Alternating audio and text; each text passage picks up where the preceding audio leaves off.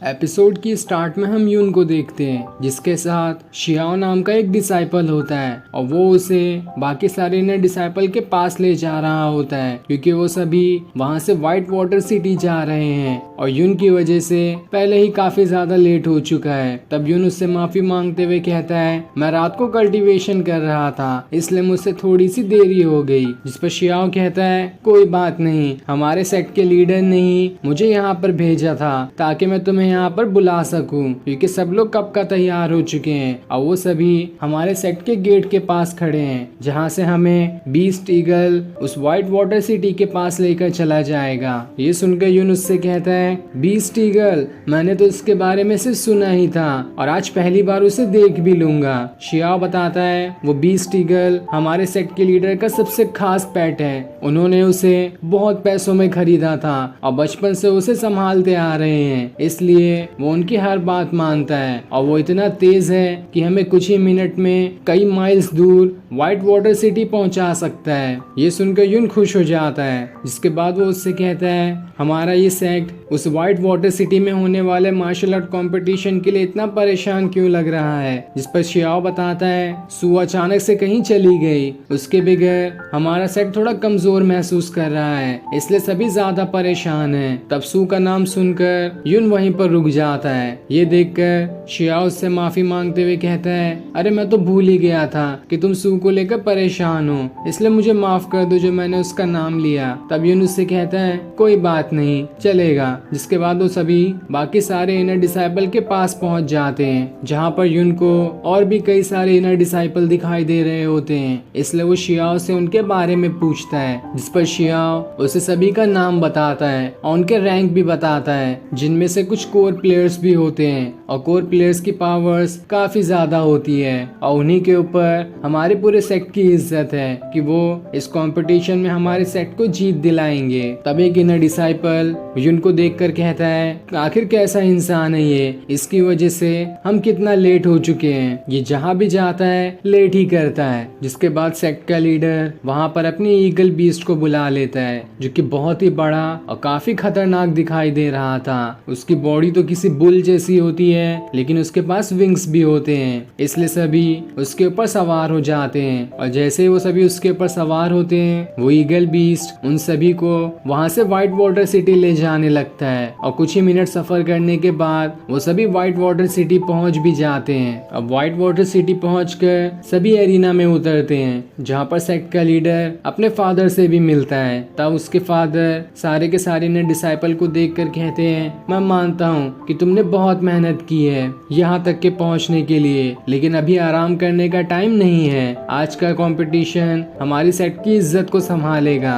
अगर तुम लोग हार जाते हो तो हमारी सेट की इज्जत बहुत ज्यादा बदनाम होगी क्योंकि 3 साल पहले हुए कंपटीशन में हमने ही जीता था और अगर इस बार हार गए तो बाकी सारी फैमिली हमसे ऊपर हो जाएगी और हमारी कोई भी इज्जत नहीं करेगी, इसलिए चाहे कुछ भी हो जाए इस बार का भी कंपटीशन तुम लोगों को जीतना ही है। तब एक दूसरे सेक्ट का लीडर उससे आकर पूछता है, मैंने सू को कहीं पर भी नहीं देखा, क्या वो इस कंपटीशन में नहीं आने वाली है? मैंने तो यहाँ तक के सुना है कि वो पूरे सेट को ही छोड़कर चली गई है, तो इससे तो तुम्हारे सेट को बहुत ज्यादा नुकसान हो सकता है। तब लीडर का फादर उससे कहता है, तुम्हें बहुत परेशानी हो रही है सू के यहाँ पे ना होने से, सू नहीं भी हुई तो क्या हुआ, हम तब भी इस कंपटीशन को जीत कर दिखाएंगे, इसलिए किसी भी खुशफहमी में मत रहना। जिसके बाद वो लीडर का फादर अपने सारे डिसाइपल को लिए वहाँ से आगे चले जाता है। तब उस सेक्ट के लीडर का बेटा उससे कहता है, ये तो अच्छी बात है कि सू यहाँ पर है ही नहीं, पर खैर कुछ भी हो, अगर वो रहती भी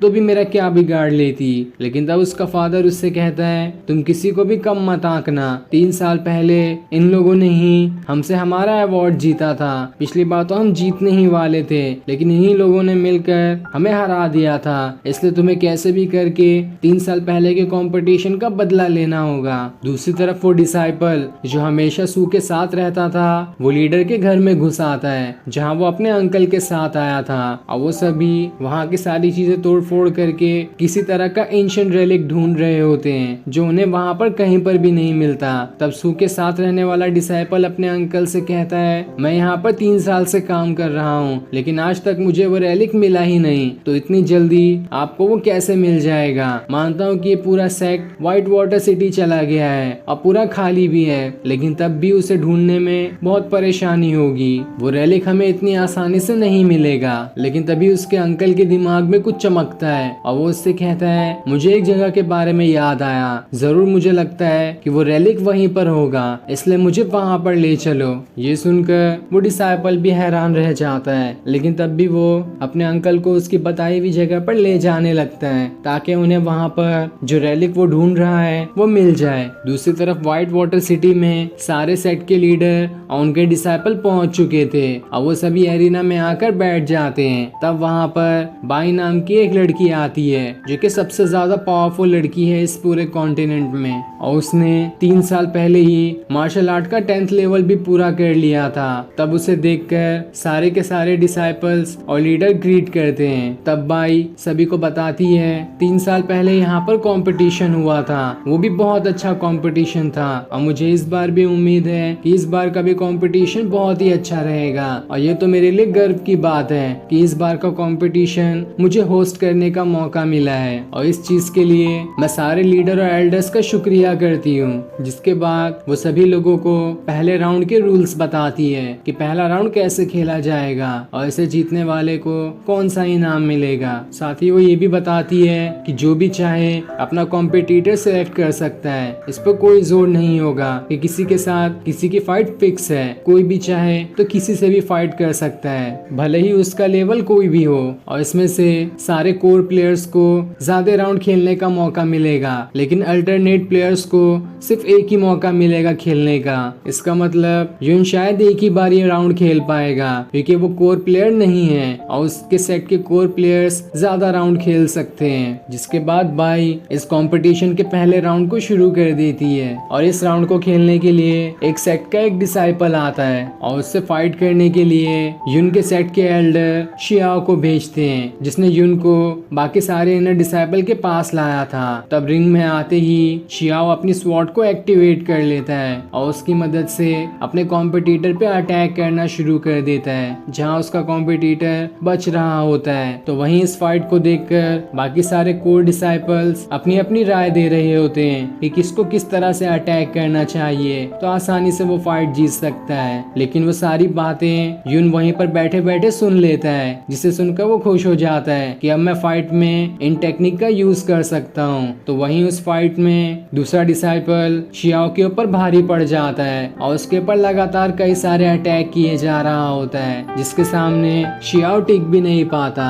लेकिन तब इस चीज को देखकर उसे बहुत ही ज्यादा गुस्सा आ जाता है और फिर वो अपनी सबसे खतरनाक टेक्निक को एक्टिवेट कर लेता है, जिस टेक्निक को एक्टिवेट करते हुए ही उसकी स्वॉर्ड बहुत बड़ी हो जाती है और वो उतनी बड़ी स्वॉर्ड की मदद से जैसे ही अपने कॉम्पिटिटर के ऊपर अटैक करता है उसे वो अटैक बहुत जोर से लगता है, जिसके बाद उसके अंदर अब इतनी हिम्मत ही नहीं थी कि वो दोबारा से खड़ा हो पाए और इस तरह से ये राउंड शियाओ जीत जाता है, जो देखकर यून और बाकी सारे डिसाइपल एकदम ज्यादा ही खुश हो जाते हैं। अब अगले राउंड के लिए क्रेजी स्वॉर्ड सेट का एक डिसाइपल आता है, जिससे लड़ने के लिए यून के सेट के एल्डर अपने एक और डिसाइपल को भेजते हैं जो कि 8 लेवल पर है और उसका नाम फैंग होता है। तब उसे देखकर क्रेजी स्वॉर्ड सेट का डिसाइपल कहता है, तुम तो मुझे बहुत कमजोर दिखाई दे रहे हो, तुम क्या मुझसे फाइट करोगे, तुम्हारा लेवल तो मुझसे कम ही है। लेकिन तब फैंग उससे कहता है, 3 साल पहले ट्रिक का इस्तेमाल करके तुमने मुझे हराया था, लेकिन उसका बदला